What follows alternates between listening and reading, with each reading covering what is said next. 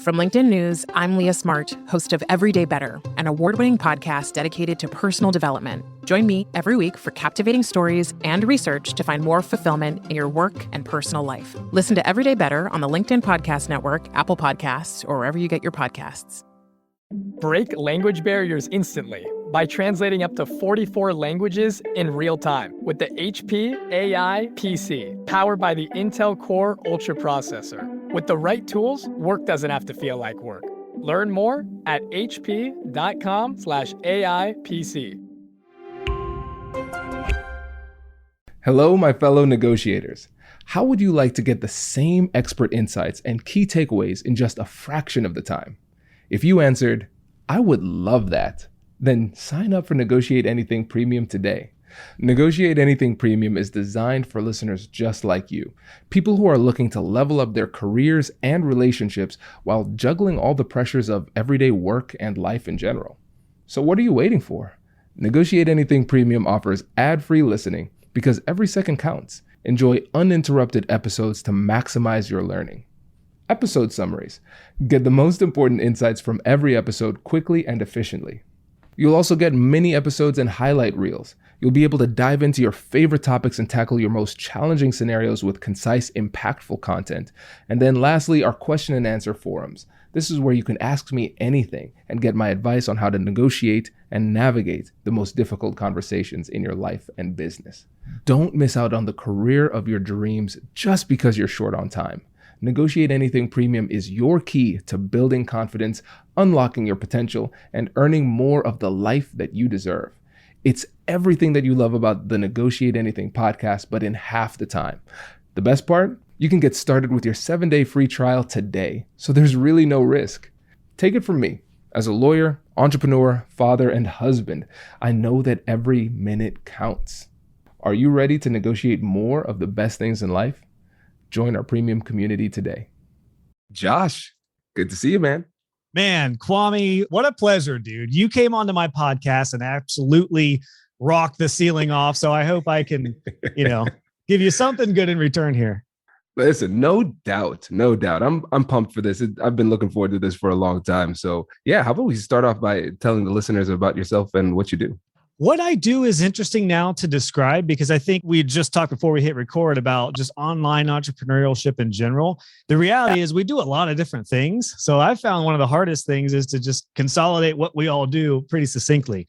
So now that I've digressed and thought about what I do, I essentially am a web design business coach. So now I teach web design freelancers how to build a 6-figure business that gives them the freedom and lifestyle they love. That is what I do now. Previous to that, though, I guess it really all stems back to when I was a cabinet maker for a tour bus customizing shop here in Columbus, Ohio, and a metal drummer and a rock band at the same time. So I was like a weekend warrior during the weekends playing shows and doing this cabinet job. And then I got laid off from that job, and I'd always had an interest in design. I'm sorry, Kwame, I'm just going right into the background. Is that cool? Yes. This is great. No, listen, man, flow. I did not know that background about you. So I'm fascinated too. This is really cool. It does provide some context, I think, for entrepreneurship because any background translates to entrepreneurship, I found. But yeah, long story short, I was a cabinet maker and drummer. And when I got laid off from that job, I had always had an interest in design. So I got into Photoshop and I just started doing graphic design work for my band. So I was creating t-shirt designs and logos and CD artwork.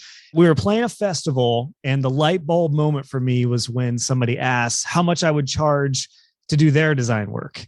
And I was like, wow, I could make money at something I actually enjoy. So that's how I got into first graphic design. Then I kind of naturally made my way into website design, started doing website design for real clients. Next thing I knew, I had a business and I became a full-blown entrepreneur as a web designer. And then I scaled a web design agency for 10 years before selling it in 2020. And now I teach full-time.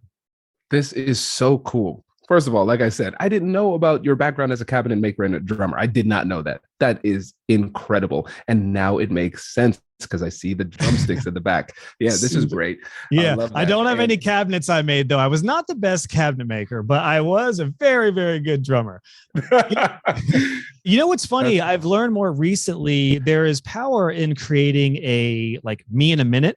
I put this on my about page recently because when people ask you what you do, if you want to give them the layer back from just a quick answer, there's so much power in condensing the highlights of your story in less than a minute. So I don't know how long I did right there, probably over a minute, but I would right off the bat encourage everyone to come up with a me in a minute, because you can put it on your about page, you can put it on social media, you can put it in your bio, say it in interviews like this. So I would encourage everyone to do that because I found it to be really handy, laying some context into kind of who I am now and where I am now.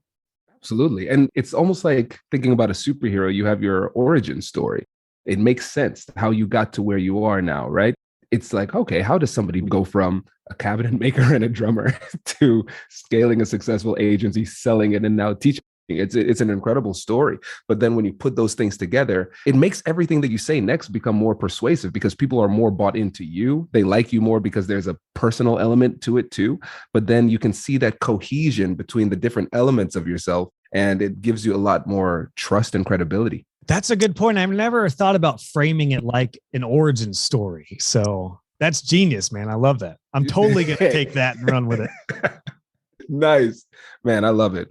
Well, listeners, in this episode, what we're going to do is we're going to talk about the difficult conversations that have to happen on your way to becoming a successful entrepreneur. And some of them will be obvious, and a lot of them will be not that obvious. And I think it's the ones that you don't see coming that can really hold you back. And so, Josh, let's just start in general. When you think about the tough conversations earlier on in your career that shaped your career, what comes to mind? I was going to say, when I think of tough conversations, I usually think of an argument or a fight, but tough conversations can also be kind of funny and enlightening. The first big tough conversation I had was in relation to my business card. So as I mentioned, I was a cabinet maker, drummer in a rock band, had no sense of business whatsoever. My family are not business people or entrepreneurs. So I didn't know what the heck I was doing. So when I created my first business card, I put there everything that I did. So I was doing MySpace pages. I was doing flyers, brochures. I was doing all these things in the world of design. And then at the very bottom, I also had drum lessons because I was doing drum lessons on the side as well. So my first business card was my business name, which was called In Transit Studios. And on the back, it said graphic design, website design with everything I just talked about, and drum lessons. And I just thought, these are all the things I'm doing right now, so I'll put it out there. And when I started getting real clients, I got a real construction client, and he was really cool. He was really funny, but he was like, dude, why do you have drum lessons on your business card? And I was like, oh, I'm just doing drum lessons too. So I just kind of viewed myself as like this media conglomerate company. I don't know. But it did make me have a harsh realization and a tough conversation about now, like, how do I solidify my services and start to hone in on what I do? And then, like, I love cutting grass, but just because I can do it doesn't mean I should do it in the context of business. So yeah, that was kind of my first tough conversation, was like, oh, I need to figure out what I put on my card, how do I present myself, and not put like drum lessons, which shouldn't even be on the deliverable list with web design. So this is a great example for so many reasons. First of which is that in order to be a good entrepreneur, you have to have humility and self-awareness, because we're going to get a lot of feedback. There's no such thing as a perfect entrepreneur or a perfect business. There are going to be mistakes that we make along the way. And sometimes it's just because we can't see it, right? It made sense to you, but then seeing it from somebody else's perspective helped you to see it differently. So first you had that conversation with that person who helped you to see, all right, there's a different way. So you had to be receptive, listen effectively, and make that adjustment. But then internally, you have to have that difficult conversation as well, because it's like, okay, negotiating with myself. Because tell me if I'm off on this part, Josh. There's still a part of you where drumming was a major part of your identity, and it almost felt like a betrayal of a part of you not to put that on something as meaningful as a business card. Every time I talk with you, Kwame, it's like a half therapy session. I totally agree. I feel like if I could look back as to like honestly why I put that on there, I do think it was a bit of a morph into a new identity. You nailed it. I was 100% a drummer. Like my identity was a drummer. I was known as Josh, the drummer. So when I became a designer and became an entrepreneur, yeah, I really warred with myself leaving that identity. And then, I mean, nobody knows me as a drummer now, except for my daughters whenever I play my electric drum set downstairs. Like now I'm a very different persona. But yeah, I think it was a change of identity through all that. That's really interesting. Yeah. And again, we're going to have these difficult conversations in general, but again, internally, that's going to be one of the biggest ones. And we have to figure out what our ultimate goal is. And the thing is that in reality, you still are a drummer. It's just not the part of your public persona as much. Yeah. And so we have to be able to reconcile those differences within ourselves in order to have that clarity. Yeah. And I do have that business card on my website, by the way. If anyone wants to go to joshhall.co/business card, you are welcome to see it on print on the web. That is awesome. I love it. I love it. What are some other conversations that had an impact on your career? Yeah, there were some difficult ones in the way of negative, but then there were some really good ones in the way of positive. Like I remember that construction client, it was his partner who I met with the very first time. We met at Bob Evans and we did this meeting. It was one of my first like real meetings. So I was really nervous.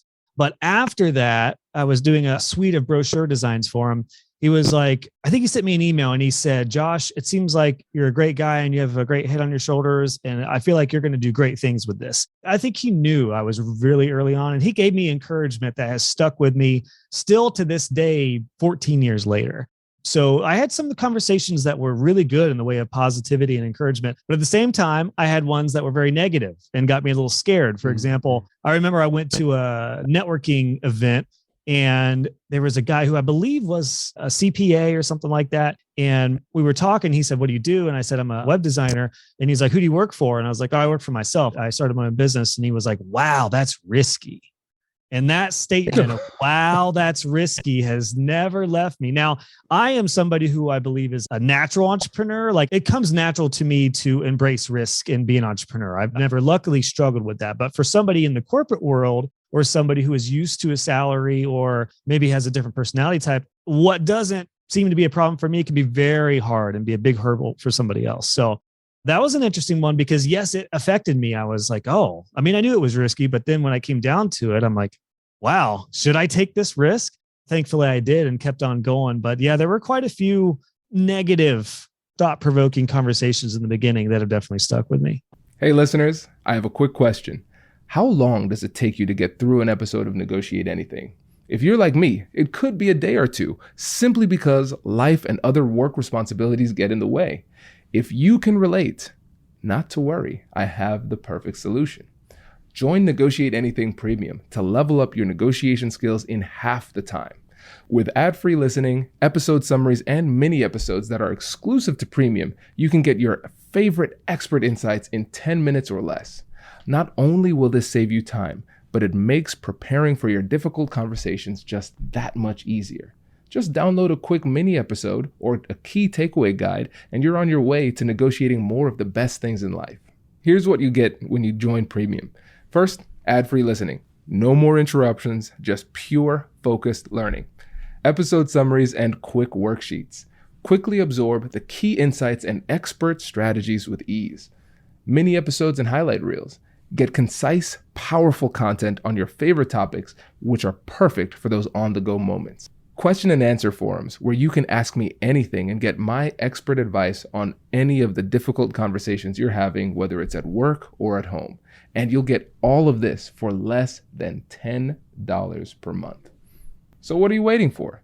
Take my word for it. As a CEO, father, husband, entrepreneur, and more, this is the best way to get your professional development journey in less time.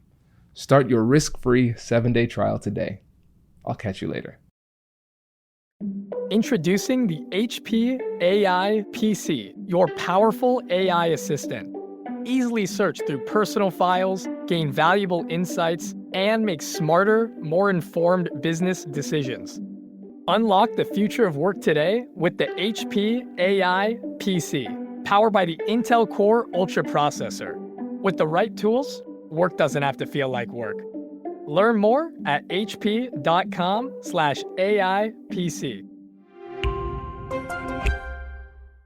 I love that example selfishly because I've gone through a lot of those things too.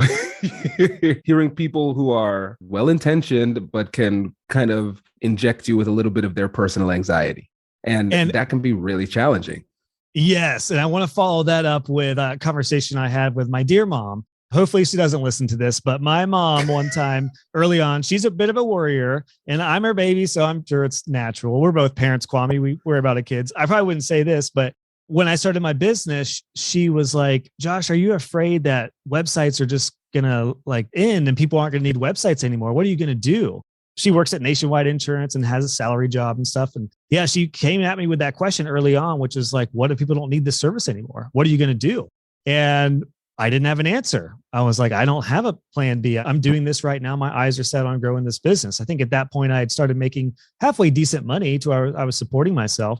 But what that taught me early on is that all those negative conversations and opinions that people were throwing at me, I had to learn pretty early on to not internalize that.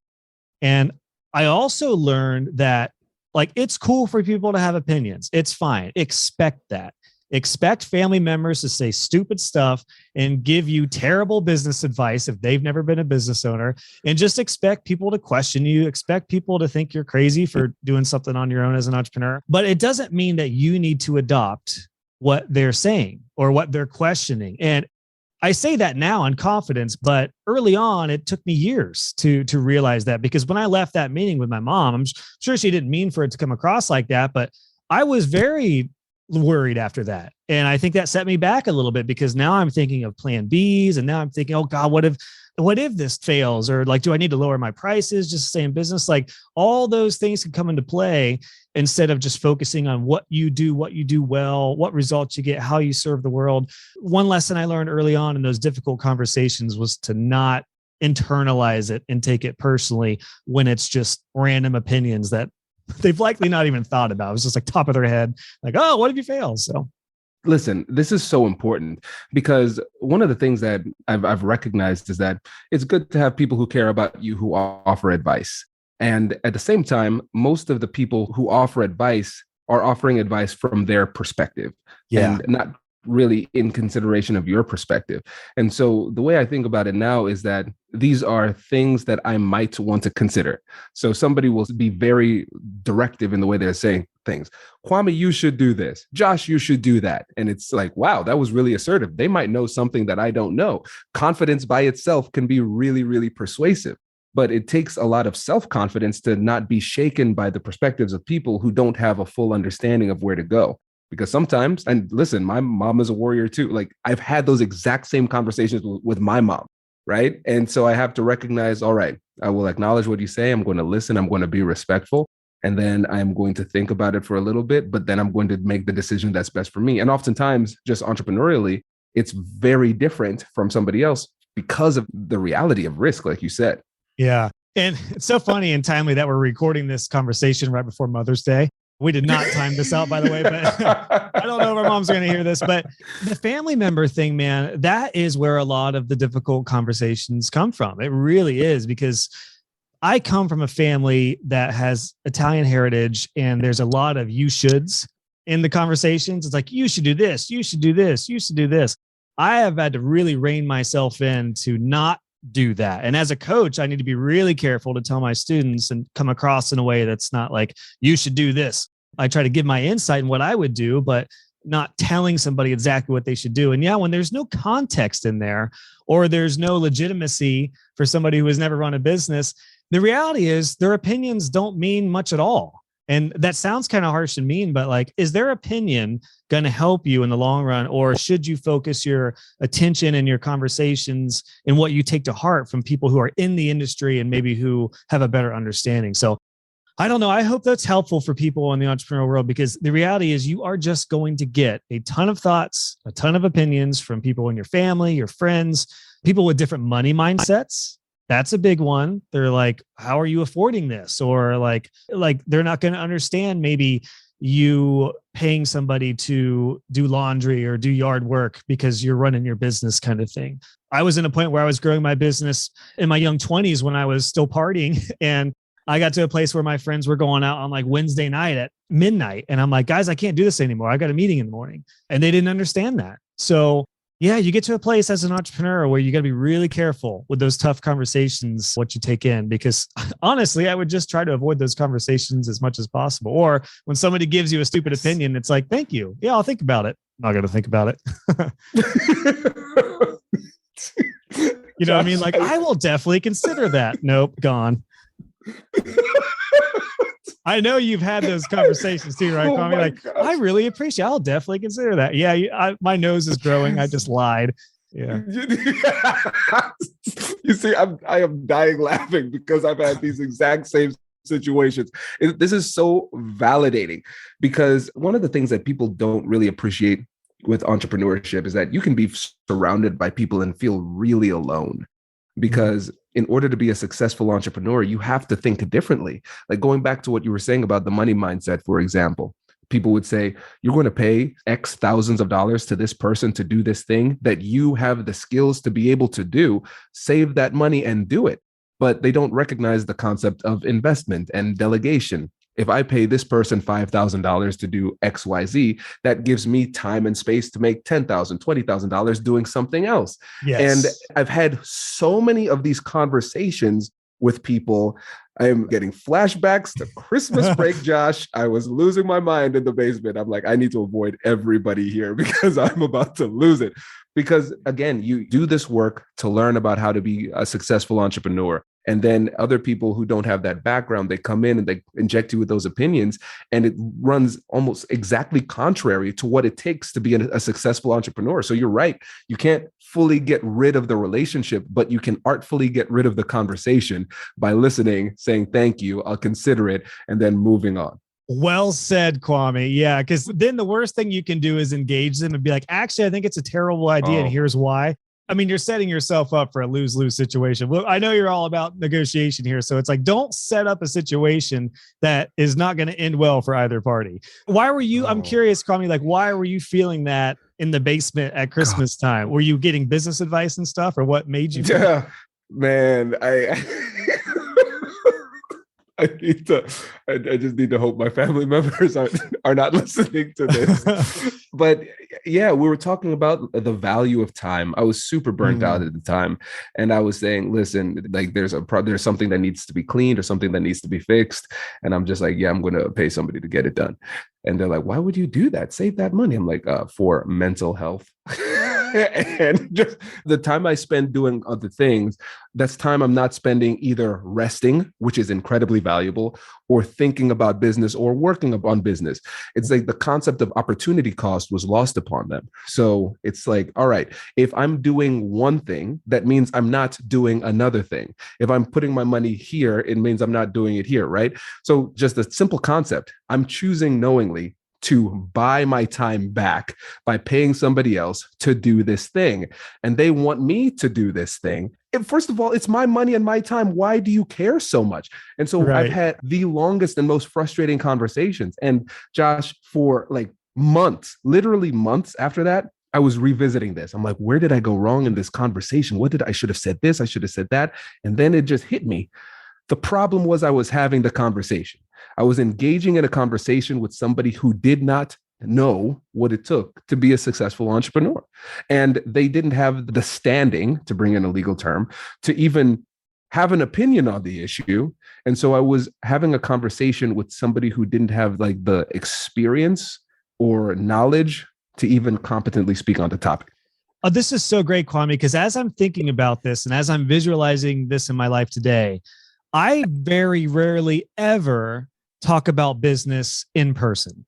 It's always on my podcast or always in my web design community or always with fellow entrepreneurs like yourself who we're on a level playing field. We understand it's not that we're better than other people. They just don't have an understanding of what we do. Just like I would never try to talk levelly with you about being an attorney. You know, like I don't know anything about that. So when it comes to those conversations, it is really interesting why so many people have such strong opinions and ideas about business when they've never actually built a business. And when it comes into the money mindset and the time thing, that is a biggie, because I think the reality is you just have to expect family and friends who are not entrepreneurs to just not understand.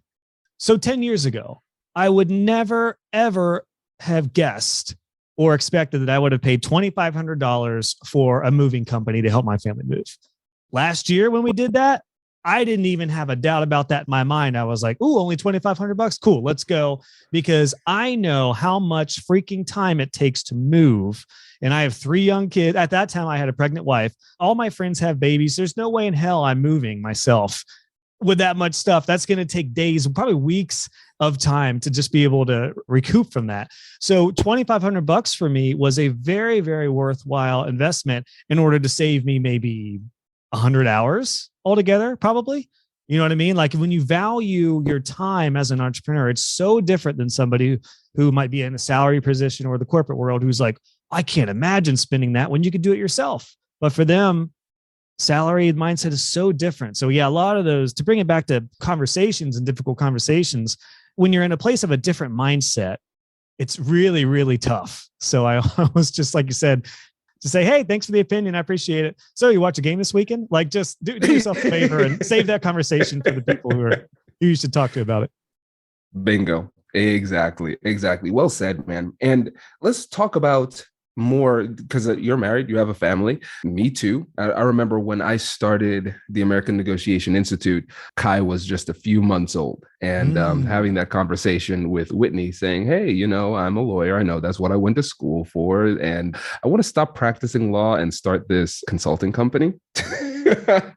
Tough conversation. Just had a kid. Perfect timing. Kids are free, right? They're not expensive at all. And so when you think back to the conversations you had with your spouse about entrepreneurship, what are some of the conversations that come to mind? I'm very fortunate. My wife, Emily, is super, super supportive. I think it helps that when I met her, I was a couple years into my business. Now, at that time, I was only making like 20 grand. So I wasn't making much, but I basically doubled my income every year that we've been together. So the proof was in the pudding. We got to the point basically, and I say that, I don't mean to sound speaking modestly here, but the proof was that like, I'm on a really good trajectory, and she trusted me with those decisions because she saw my business grow. So when I said, the biggest conversation I think I had in that point was, there was a lot of little tough conversations, but the biggest one I remember is when I sold my web design business. Because I started doing essentially the long and short of that, I know I glossed over it earlier, but I started teaching web design and doing tutorials on YouTube while I was building and scaling my web design business. And then I got to the point where I was making way more money selling courses and building my online entrepreneur personal brand than doing service work for my clients. And some of that was intentional because I was just spending more time building my personal brand. But it got to the point where I was like, oh my gosh, if I were to do this full time instead of just limiting to 20, 15 hours a week, I could 100% 2 or 3x the income I make with my courses. So at that point, I told her, I think like I have a pull to just stop doing websites for clients and go full-time course creator and coach basically. And I was a little worried about how she would react because both of our lives are on the line. She is a stay-at-home mom. So I'm the sole income and we do not have families with money. So it was up to me. And she said, I trust you. Sounds like a big decision, but she had seen my brand at joshhall.co even grow in a couple short years to where the trust was there because the results were there, I guess is the succinct way to put it. It didn't make it easy to bring it up because we're like, well, this is a big change. This is huge. But luckily she was very, very supportive of that. That was one of the bigger ones, but I don't recall ever having like a tough one necessarily. I've never done anything to where she was like, oh, why are you doing this? There have been a couple conversations I remember where she kind of has helped reel me in because I'm very entrepreneurial and have ideas, as we all do as owners of the business. And you do need somebody who I had heard them termed as a balloon popper. I don't want to say she's a balloon popper, but you do need someone to be like, hold on. You're doing a lot. Like, let's focus on one thing and get this done first. So we've had some of those type of conversations, but yeah, man, having a wife, husband, or partner you can trust and who sees the opportunity for you is huge. That's great. And it's great that you have that type of relationship that has that trust. And the thing that you kept going back to is that it wasn't just blind trust. She could actually look at the data and see that things were trending in the right direction and things like that. And I think one of the things about it, it sounds like you did a great job of including her in on that journey. So there weren't that many surprises where it wasn't something like, by the way, I sold my company last week. It's like, what? Good point. Good point. Well, but here's is a really interesting point too, Kwame, because you also don't want to bring up a tough conversation, I feel like, too early in the thought process. Because if I were to go to her and say, maybe I'll sell my company, but I have no plans, no ideas, no way to succinctly tell her what the vision is, that would have maybe led to a really tough conversation. Because then she might view me as maybe a little wishy-washy or like, uh-oh, are you like burned out? Like, what's going on here? But I had thought about it for a while and then came to her with like a pretty succinct plan of like, I'm feeling led to do this. I've already made this much with the courses. Imagine if I had more time. I want to do these and these courses. I could expedite how fast I get these done. So there's a lesson there I learned with not presenting an idea in its infancy, because that could lead to a difficult conversation for sure. Oh man, I wish I had you as the guest, like episode 1. What an honor. This is great because that's something that I do. I'm just like you, entrepreneur. We have ideas all the time.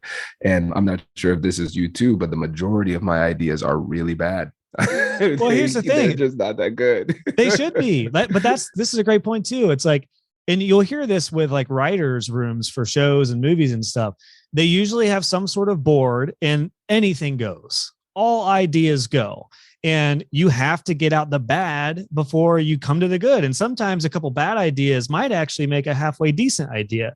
So I love that you talked about that, Kwame, because I think it's really important to know that your bad ideas are just fine. Like, have bad ideas, get them out, have a spreadsheet, have a wall of ideas, whatever you need to do to get it out of your head and be okay with bad ideas. That's fine.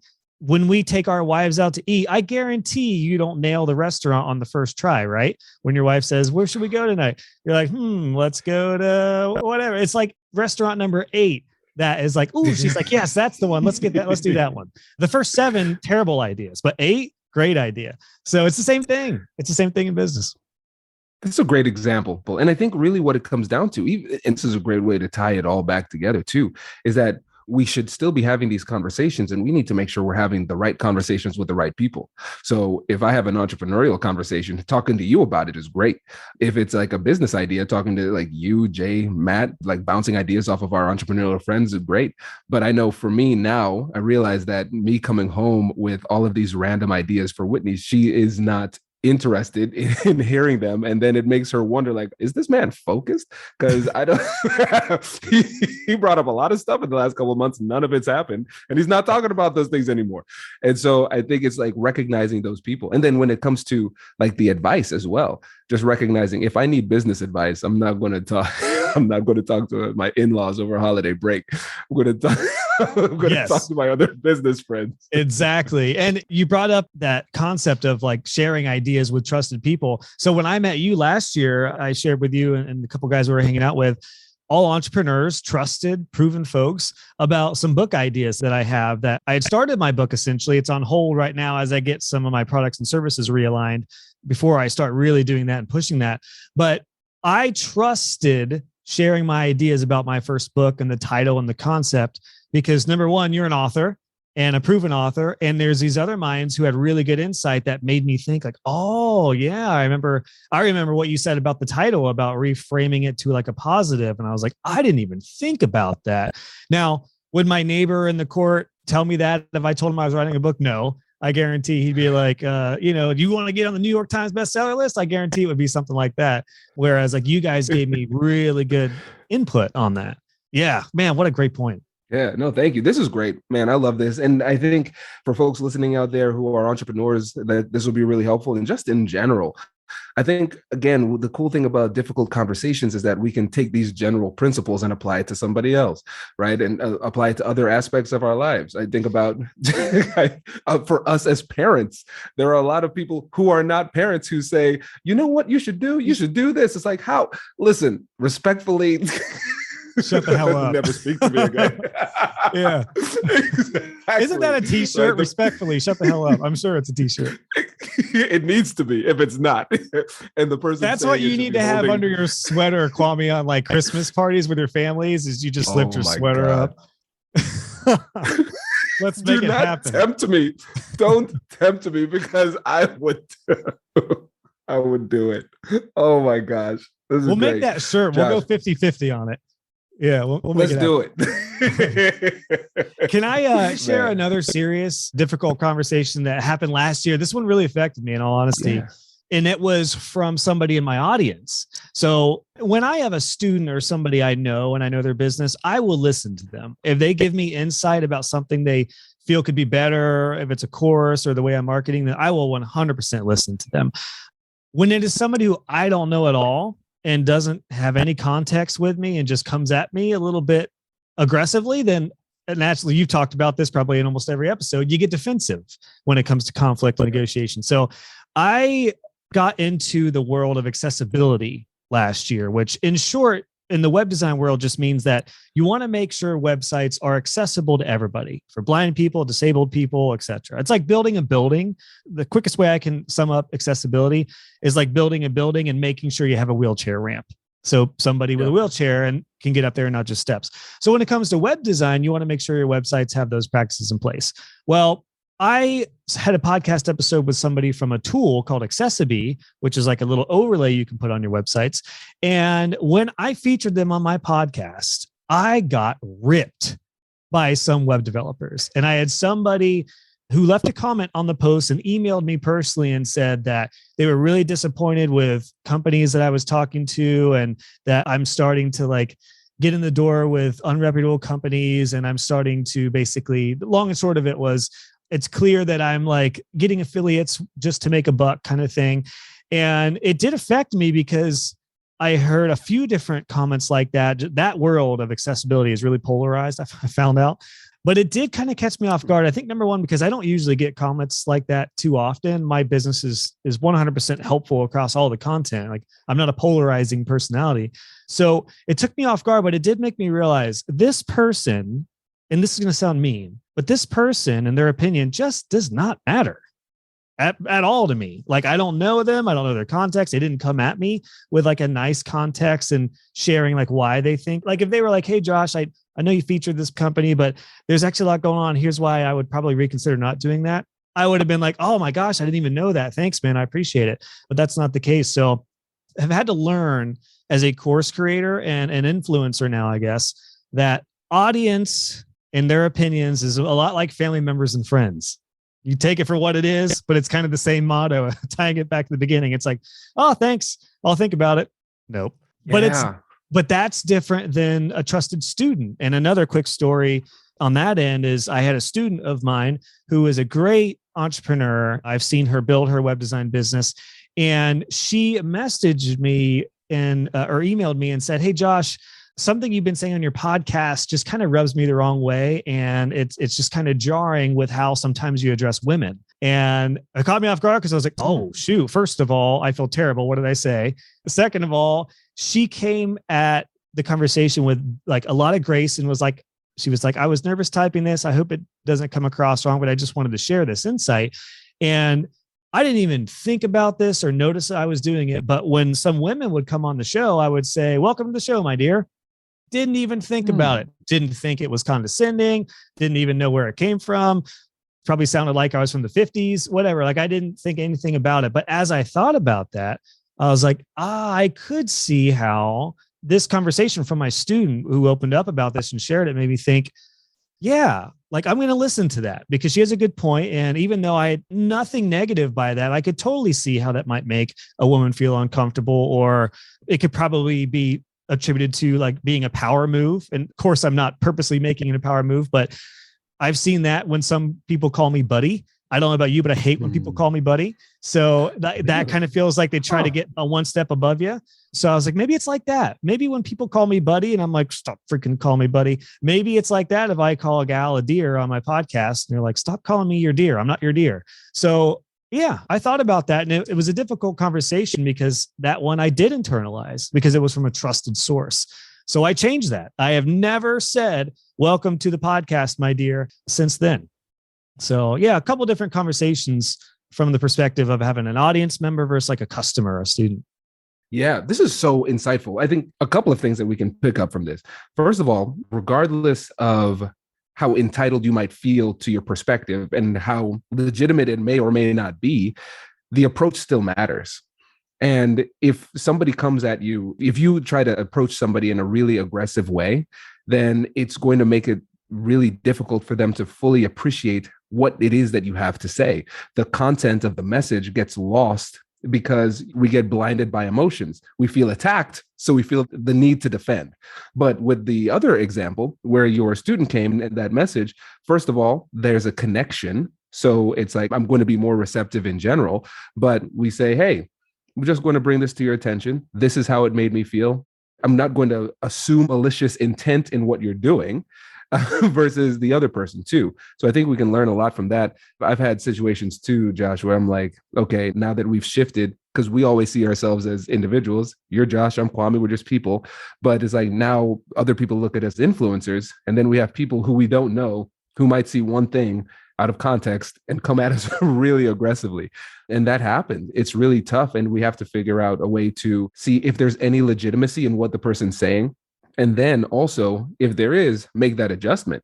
I remember specifically, we're podcasters. We're obsessed with this reviews. I read every single review. I was just going to ask you for negative reviews for your books. Oh, yeah. Oh, I remember every single one of them. And I remember November 2017, I got one where the person said it was a 2-star rating. I remember all of them, Josh. The person said, yeah, the content's okay, but it seems like it's a bit of a boys' club. It doesn't seem like there are many women who are coming on the show. And then I thought about it, like the selection bias. Just as a guy, I tend to hang out with more guys, and the show was small. I didn't feel like I had the standing to reach out to people that I didn't know. And so I would be talking to one of my friends. Hey, you want to come on the podcast? Sure. So I would do the same thing with my friends who were women, but there was just fewer of them. After that, I said, okay, first of all, 2-star review, harsh. Second of all, you're right, though. I'm going to make some changes. So now we make sure that we keep track of those metrics. Okay, so gender-wise, do we have good diversity there? Even racial diversity, too. One of my, if for the listeners who don't know, and you can't tell from my voice, I am Black. But I remember one of my guests who was also Black and said, hey, you know what? Interesting thing. I've noticed in the past few months, there hasn't been that much racial diversity. Thought that was interesting. I live in Columbus, Ohio, majority white city. And as a lawyer, majority white profession, we started to shift in that area just because of the ease of acquisition of guests. And so sometimes people from the outside can have a much more like a different perspective that we can't see ourselves. And it can be really useful. But we also have to be really discerning sometimes, because if you start to absorb the opinions of everybody, it will lead to serious problems. Great point. Yeah, I think you hit the term nail on the head right there, Kwame, which is discernment. And it's a lot easier to take in insight and opinions and thoughts from people who are trusted and like-minded versus people who you don't know, or in case of like family members who you do know, but you don't trust with their opinions on business. You do have to be very discerning. And going back to like what my mom said about the plan B thing, there's definitely good reason to have some sort of maybe a fallback plan or have some ideas in the back of your mind. But it was the pressure to prioritize failure that I had to learn to avoid. Like, I'm not going to start a business thinking I'm going to fail and I need a nice plan B. Because no, you want to put your emphasis on plan A and go for it. So yeah, I totally agree. You have to discern, you have to have some discernment on those thoughts on what you take in and what you internalize for sure. Ooh, good stuff, man. Absolutely. Thank you. No, I appreciate it. This was really great. And I think, like I said, I think a lot of folks will get a lot out of this. And I know we're coming up on time here, but I want to make sure to give you an opportunity to shout out the courses and some of the communities that you're building and let people know how they can get in touch with you. And about the podcast, make sure you shout out your pod. Oh, yeah. I was going to say, I think one of the best resources for all podcast listeners would be my show, the Web Design Business Podcast. And it is just that. It's the business side of web design. So I think even if you're not into web design in particular, it's really branching out even more into online marketing and online entrepreneurship. So yeah, a lot of episodes there that I think will be a good fit. And trying to remember, Kwame, I'm sure we could link this, but I forget what number you were when you were on my show. Let me look that up real quick. Because man, when you came on and talked about negotiation in the web design world when it came to like sales, and we did like a bit of a mock-up conversation, essentially like, Kwame, you were the web designer, I was the client questioning. And what you said in that little 10-minute segment still gets talked about from my audience. That was episode 231 of the Web Design Business Podcast. If anyone's curious, what a great convo. But yeah, you can follow me over there. And then my website is joshhall.co. And that's got all the stuff if you want to connect with me or see what I'm up to with courses and everything. Perfect. Love it. Thank you. And we will link to that episode in the description. Josh, really appreciate it. Thanks for coming on the show. I feel like we just got started, man. Shoot, I feel bummed that we're going to have to end it, but hopefully we can do a round 2 again, man. I always love chatting with you, Kwame. Likewise. Wait. Now, before you sign off, I have something to tell you that I've never told you before.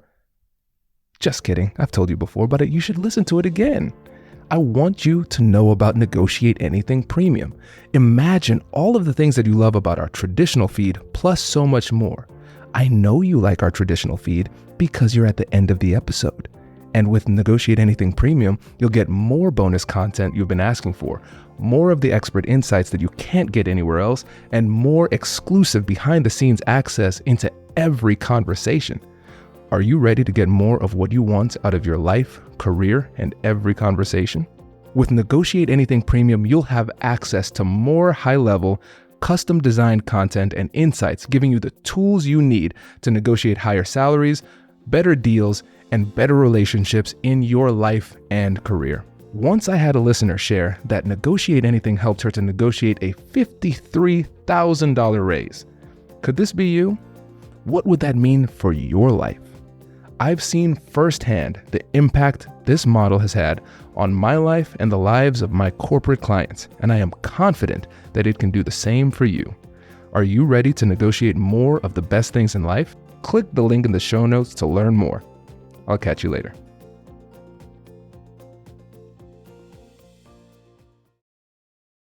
Kwame. Hey, well, look at that. Look at us coordinated. Both in red. Great minds, man. What can we say? I love it. I wore my OSU shirt just for you, Kwame. I appreciate that. That's really nice. It's nice to, talk to somebody else in Buckeye country. Every time I go somewhere else, it's always hostile. Yeah. Well, I'm more of a hockey guy. I'm a big time Blue Jackets fan, but of course, my heart says Buckeye as well. Absolutely. I took Kai to his first Blue Jackets game a couple like a month or so ago, man. Oh, did you? Loved it. Yeah. What did they win? Was it good, like goals and stuff? They did. Thank Okay. God. I know it was a rough season, but they were, it was an overtime game. We won it overtime. Oh man, it's so much fun. I didn't give a crap about hockey until I went to a game the first time they made the playoffs, and I was sold, man. It hooked me right away. Yeah, dude, I've been to like 3 games now. You can't have a bad time at those games.